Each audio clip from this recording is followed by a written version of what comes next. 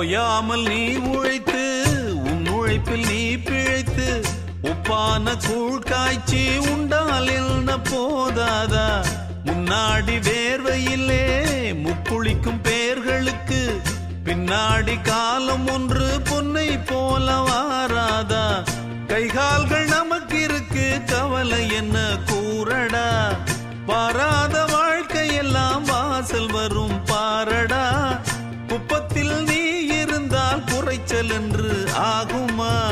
தென்பாண்டி தென்றல் உன்னை தீண்டாமலே போகுமா? சுற்றம் என்று கூடும் ஏழை மக்கள் துன்பம் தீரு, குற்றம் செய்த